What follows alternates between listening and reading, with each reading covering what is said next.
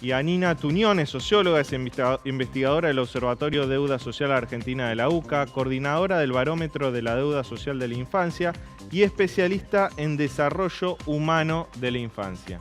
Y Anina, buenas noches, ¿cómo estás? Un gusto. Bien. El gusto es mío. Bueno, los datos de ayer son elocuentes. 50,9% de los niños en el primer semestre de este año son pobres en la Argentina, niños de entre 0 y 14 años. ¿Por qué esa franja etaria, o sea, la pobreza es mayor en esa franja etaria que en otras? Bueno, primero es importante saber que los niños son hasta los 17 años, ¿no? Y entonces cuando consideramos hasta los 17, el INDEC informa un 51,5%. Mayor, sí. Y dentro de ese grupo encontramos que tenemos alrededor de un 13% de indigencia, o sea, de chicos que no llegan a cubrir sus padres una canasta básica alimentaria. Esa población, cuando la analizamos por grupos de edad, vemos que se incrementa significativamente la pobreza a medida que aumenta la edad de los chicos, o sea que los adolescentes son más pobres que los niños pequeños. ¿Y por qué los niños en general son más pobres que el resto de la población? Es decir, son los más pobres entre los pobres. Bueno, porque la concentración de la infancia es mucho mayor en los hogares más pobres, es decir, que la media de niños que hay en los hogares más pobres es mayor que la que hay en el resto de los hogares de la Argentina. Y lo que venimos observando es que aun cuando tenemos pequeñas fluctuaciones en la pobreza a nivel de los hogares o a nivel de la población en general, en los niños esa pobreza se vuelve mucho más persistente. Y la realidad es que en los últimos 4 años, 5 años, yo te diría, ha habido un incremento y un empeoramiento de todos los indicadores vinculados a la infancia. Y no es una problemática que podamos decir pandémica, sino que es una problemática que es previa a la pandemia, pero que por supuesto se profundizó. Y muchísimos de los indicadores de pobreza multidimensionales se vieron deteriorados y no lograron volver a las cifras o a los niveles anteriores a la pandemia. ¿Cómo se profundizó durante la pandemia y por qué? Bueno, se profundizó, por supuesto, la pobreza económica, monetaria, que se incrementó mucho, pero también se manifestó en la inseguridad alimentaria. Recordemos que una de las primeras iniciativas que tuvo el gobierno, que se iniciaba en aquel momento, fue la tarjeta alimentar, ¿no? Pero lograr un programa que lograra mayor cobertura alimentaria, justamente para tratar de que la inseguridad alimentaria no siguiera escalando. La realidad es que esa tarjeta, que hoy es un plus a la asignación universal por hijo, logró que no se incrementara la situación más severa, que es la experiencia del hambre, pero no pudo evitar que la calidad alimentaria de los hogares bajara muchísimo. Y hoy sigue siendo un problema la calidad de los alimentos que tienen los chicos más pobres en la Argentina, porque el 70% de ellos no tienen nutrientes esenciales, como son los alimentos vinculados a la fruta, las verduras, los lácteos puros. Y si bien en la Argentina tenemos un consumo bastante elevado de carnes, la calidad de esas carnes es muy baja en los sectores sociales más vulnerables. Desde la crisis del 2001 aumentó un montón la red de protección social, por lo menos que brinda el Estado, otorgando distintos planes sociales a familias de bajos recursos. Pero sin embargo, esta pobreza, por lo menos infantil, sigue creciendo, sigue estando en una proporción básicamente intolerable. ¿Por qué pasa esto? Porque la inflación mata cualquier plan social que vos puedas otorgar, porque la economía argentina no crece. ¿A qué causa atribuís que, pese a que el Estado intente brindar una red de protección social, nunca alcance? Bueno, en este momento estamos en niveles inusitados de inflación, ¿no? Pero si trabajáramos con periodos previos, uno podría decir que la inflación es un factor importante, pero que el factor más importante es la falta de empleo. Porque ninguna de estas transferencias de ingresos fue pensada para hogares sin empleo, ¿no? Fueron pensadas como complementos y en realidad como igualadores de derechos de los niños, de los sectores hijos de los informales frente a los hijos de los trabajadores formales. Eso es la asignación universal por hijo, ¿no? Un derecho que es equiparador de las infancias, pero de ninguna manera es garante de no ser pobre. La realidad es que lo que no tuvimos y que de alguna manera se reactivó en el primer semestre de este año fue el empleo. Por supuesto que la inflación también es una problemática, sobre todo para los sectores informales que no tienen un espacio de discusión del salario, ¿no? Claro, porque hoy en la Argentina se da incluso de que hay trabajadores que tienen empleo, ya sea formal o informal, y que igual están debajo de la línea de pobreza. Sí, ese es un fenómeno más reciente, ¿no? Claro. De este año. ¿Y cuánto influye la deserción escolar en la pobreza infantil? Es decir, ¿hay una causalidad ahí o no? Bueno, en realidad hay una múltiple causalidad en eso, ¿no? Porque de alguna manera los chicos en condiciones de pobreza tienen bastantes más probabilidades de no terminar la escuela secundaria, muchas más probabilidades. Estamos en torno a un 65% de chicos en condiciones de pobreza que no terminan la escuela secundaria en la Argentina.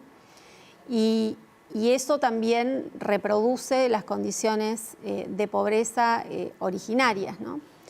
Con lo cual hoy tenemos chicos que por ahí tienen más años de educación que sus padres, porque la escuela secundaria es obligatoria en la Argentina, porque se ha logrado mayor nivel de escolarización en términos de años, no tanto en términos de calidad educativa, pero con esos más años de educación los chicos no logran mejores empleos que sus padres.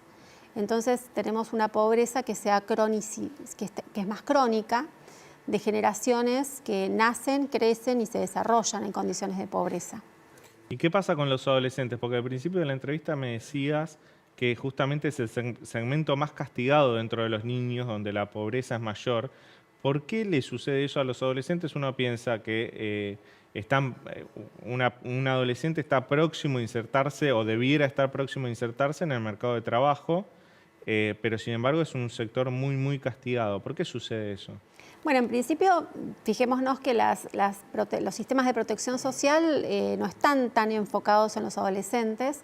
La asignación universal por hijo tiene una contraprestación que es estar en la escuela, ¿no? Con lo cual si no estás en la escuela ya no cobras esa asignación, pero el refuerzo de la tarjeta alimentar se dio primero hasta los 7 años, después hasta los 14, con lo cual hay una parte importante de los adolescentes que tampoco tienen ese refuerzo.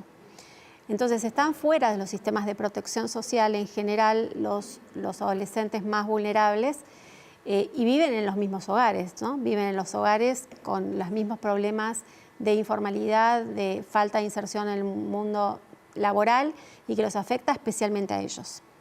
Un niño que vivió toda su infancia bajo la línea de pobreza, ¿cómo le repercute cuando es adulto? ¿Qué menos posibilidades, probabilidades, qué calidad de vida tiene cuando es adulto? Bueno, creo que ahí vale la pena hablar de la multidimensional de la pobreza, porque hablamos de la pobreza económica, porque es la que mide el INDEC y es la oficial, pero cuando uno trabaja con las diferentes dimensiones del desarrollo infantil se da cuenta que la pobreza se vincula a la educación, porque los pobres reciben educación de menor calidad, a la salud, porque tienen muchas más dificultades para poder tratar su salud, y porque también tienen muchas menos chances de poder criarse y socializarse en un mundo privado, familiar, de estímulos, ¿no? De estímulos emocionales, de estímulos intelectuales. Son muchos los indicadores que desde el observatorio medimos y que dan cuenta de que los niños que nacen en contextos de pobreza son niños menos estimulados, a los que no se les cuenta un cuento, no se les festeja un cumpleaños, que tienen menos conexión con el mundo de la salud. Todas esas cuestiones hacen que esos chicos crezcan en condiciones de mucha desigualdad. Y la realidad es que no tenemos estructuras de oportunidades que sean equiparadoras, ¿no? No es que esos chicos de repente entran a sala de 4 años y tienen la mejor calidad educativa que logra compensar esas desigualdades de origen. La realidad es que el sistema educativo reproduce esas desigualdades sociales hasta en lo alimentario, ¿no? Porque ni siquiera los comedores escolares garantizan las guías alimentarias que el propio gobierno genera en el Ministerio de Salud de la Nación, con lo cual tenemos baja calidad educativa, tenemos baja calidad en la ingesta que tienen estos chicos y se reproducen condiciones de mucha pobreza en el interior de los propios hogares. Con lo cual esos chicos tienen dificultades para salir de las condiciones de pobreza porque sus oportunidades finalmente en el mercado son a lo mejor las mismas que tuvieron sus padres, con muchas chances de que sean peores. En julio sucedió este fogonazo inflacionario, tuvimos 7,4% de inflación, agosto 7% de inflación. Bueno, se está acelerando la inflación en este segundo semestre. ¿Crees que los datos de pobreza van a empeorar en este segundo semestre? Sin dudas. Probablemente estemos en un 40% de población pobre, lo cual va a significar arriba del 60% de los chicos. Estos temas que estamos hablando no están en la agenda de los políticos. Por lo menos yo no escucho campañas electorales hablando de la pobreza infantil. ¿Por qué? No, tampoco está en la órbita del presupuesto, ¿no? Se está discutiendo el presupuesto y la realidad es que la infancia se lleva la menor parte en todo esto.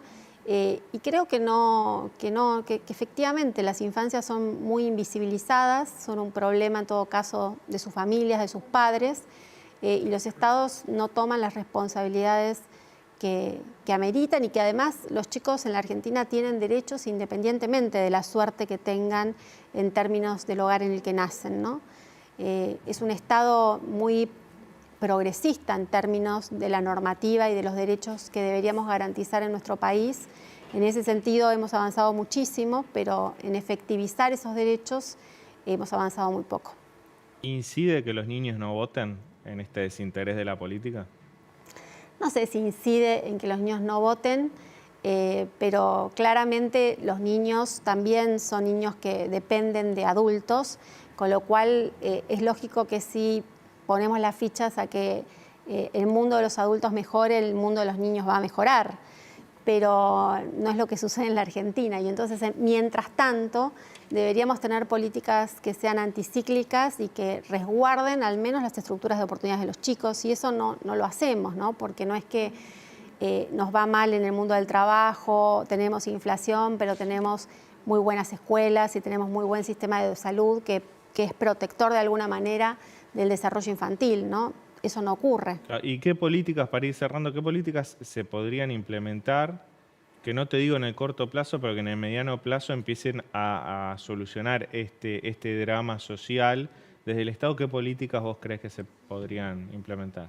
Yo creo que hay políticas que son urgentes. Sin dudas la alimentación es algo urgente y que hace al desarrollo de muchas capacidades por parte de los chicos, ¿no? Un chico que no está alimentado es un chico que difícilmente va a poder aprovechar lo poco o mucho que le ofrezcan en el espacio escolar. Y creo que ahí sí hay una responsabilidad, ¿no? No es posible que las escuelas estén alimentando de manera no adecuada, no equilibrada, no saludable a los chicos y a las nuevas generaciones. No es posible que las escuelas argentinas no puedan garantizar un desayuno que sea bueno, robusto para iniciar el ciclo educativo. Y creo que, por supuesto, la Argentina más a mediano y largo plazo se debe una reforma educativa que realmente piense en los chicos y que no esté sistemáticamente enfocada en problemas vinculados al mundo de los adultos, como son los problemas gremiales, ¿no? Claro. Y Yanina, para cerrar, en algunos años, 10, 15, 20, estos niños que hoy son pobres van a integrar el mercado laboral o van a intentar hacerlo, van a ser fuerza de trabajo. ¿Qué fuerza de trabajo va a tener la Argentina pensando en un desarrollo económico del país ya en términos puramente utilitarios, si se quiere, teniendo en cuenta que la mitad de su población vivió su infancia bajo la línea de pobreza? ¿Cómo ves ese horizonte? Y lo veo de manera bastante pesimista, porque en realidad van a ser fuerzas de trabajo disponibles que van a engrosar las fuerzas marginales, ¿no? Las fuerzas que de alguna manera son descartables en la Argentina, y no solamente por un problema de oferta, ¿no? No solamente porque van a estar poco capacitadas, porque probablemente tengan problemas de salud, etcétera, sino porque además no tenemos un mercado que tenga capacidad de absorberlos y capacitarlos. Yanina, muchísimas gracias por la nota. Muchas gracias. Muy amable. Vamos a un